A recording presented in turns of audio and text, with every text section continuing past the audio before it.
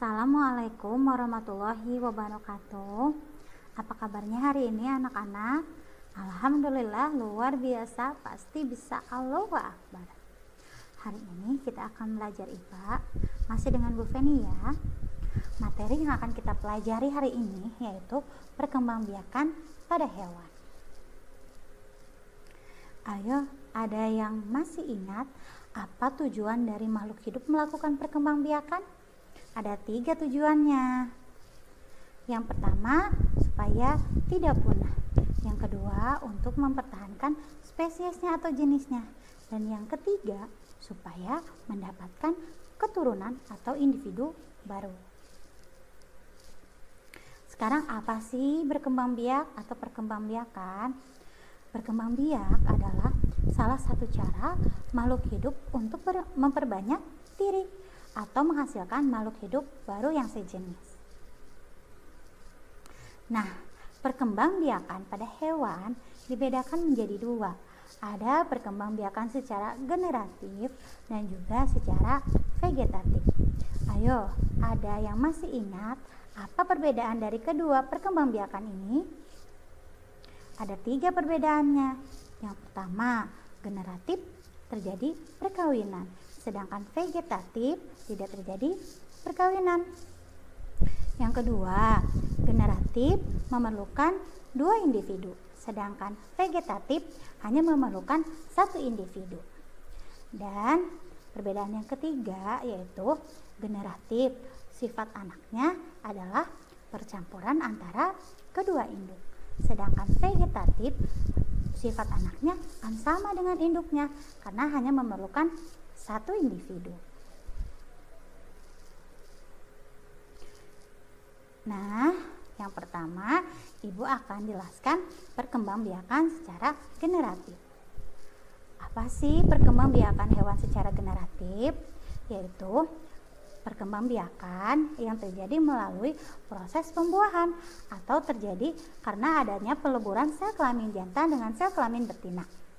Perkembangbiakan hewan secara generatif dibedakan menjadi 3. Yang pertama itu ada ovipar, yang kedua opopipipar, dan yang ketiga adalah pipipar. Ibu akan jelaskan terlebih dahulu perkembangbiakan secara ovipar atau bertelur. Apa sih ovipar atau bertelur? Ovipar adalah perkembangbiakan hewan secara kawin dengan cara mengeluarkan telur dari tubuh induknya yang harus dierami sampai menetas. Jadi, embrio atau calon anaknya tumbuh dan berkembang di dalam cangkang, di luar tubuh induknya. Jadi harus dierami. Kalau tidak dierami, dia tidak akan menetas. Kemudian ada ciri-cirinya. Yang pertama yaitu tidak mengalami masa mengandung. Yang kedua, umumnya tidak memiliki kelenjar susu. Yang ketiga, tidak menyusui anaknya. Keempat, tubuh ditumbuhi bulu. Dan yang kelima, itu tidak berdaun telinga. Itu adalah ciri-ciri dari hewan-hewan ovipar. Sekarang, apa saja sih hewan-hewan apa saja yang merupakan contoh dari hewan-hewan ovipar?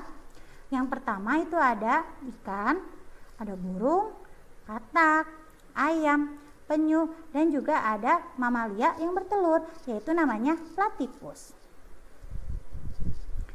Ini adalah contoh proses perkembangbiakan katak yang bertelur.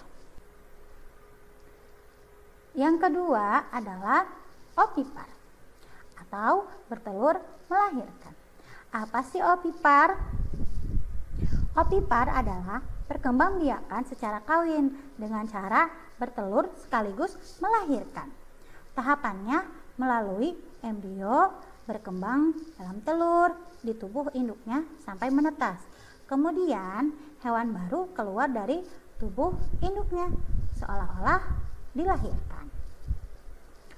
Ciri-cirinya yang pertama yaitu telur menetas di dalam tubuh induknya. Yang kedua, anak dikeluarkan dengan cara melahirkan. Yang ketiga, cadangan makanan embrio berasal dari dalam telur. Hewan yang berkembang biak dengan cara ovovivipar adalah ular. Ularnya adalah ular boa dan ular piton. Ada kadal, ikan hiu, dan juga ikan pari. Nah, ini adalah proses perkembangbiakannya. Diawali dengan bertelurnya hewan betina dalam tubuh. Kemudian, telur tersebut akan dibuahi oleh sel sperma yang dihasilkan oleh hewan jantan atau disebut sebagai proses pembuahan. Setelah itu akan menghasilkan zigot yang akan tumbuh menjadi embrio di dalam telur. Embrio tersebut akan menetas di dalam tubuh hewan betina. Dan di tahapan terakhir yaitu calon bayi itu akan keluar dari dalam tubuh hewan betina seperti proses melahirkan. Yang ketiga yaitu pipipar atau melahirkan. Apa sih pipipar? Pipipar adalah perkembangbiakan yang dilakukan dengan cara melahirkan. Setelah terjadi pembuahan, embrio akan tumbuh dan berkembang di dalam rahim betina. Selama di dalam kandungan, embrio atau calon bayi akan mendapatkan makanan atau nutrisi dari makanan yang dimakan oleh induknya melalui plasenta. Adapun ciri-ciri dari hewan-hewan pipipar adalah yang pertama, mengalami masa mengandung.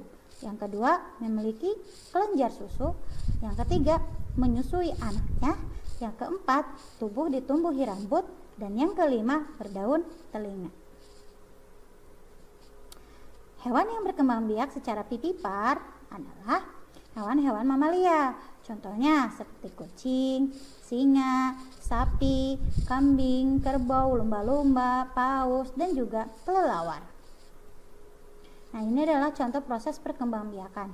Di sini Ibu tampilkan proses perkembangbiakan hewan kucing. Nah, kucing itu mengalami proses kehamilan selama 9 minggu. Kucing ini memiliki siklus reproduksi yang berbeda dengan hewan-hewan lain, makanya dia cepat ya bereproduksinya.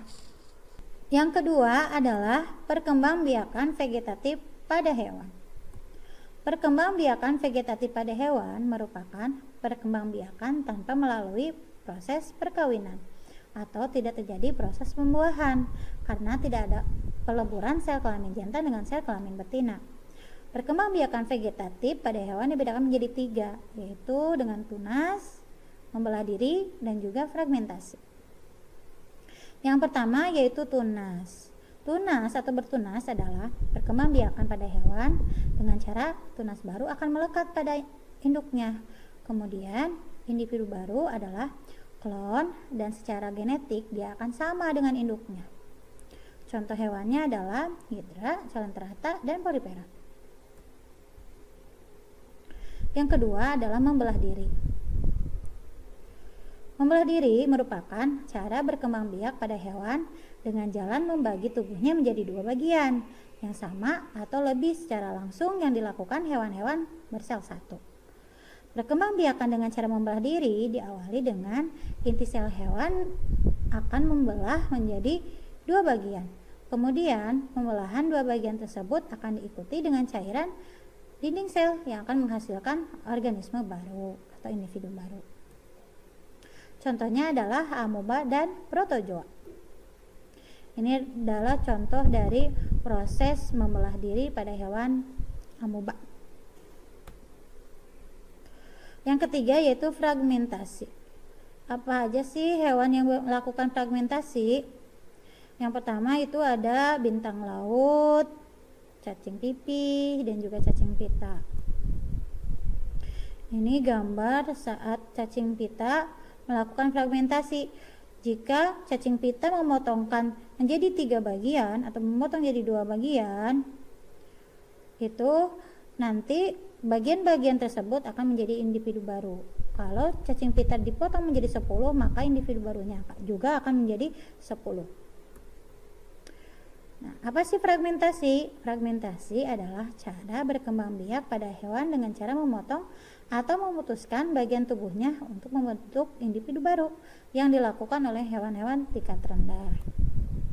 Ini saat cacing berada pada hewan lain untuk melakukan perkembangbiakan. Alhamdulillah, materi untuk hari ini telah selesai. Semoga materi yang Ibu sampaikan akan bermanfaat untuk kita semua. Wassalamualaikum warahmatullahi wabarakatuh.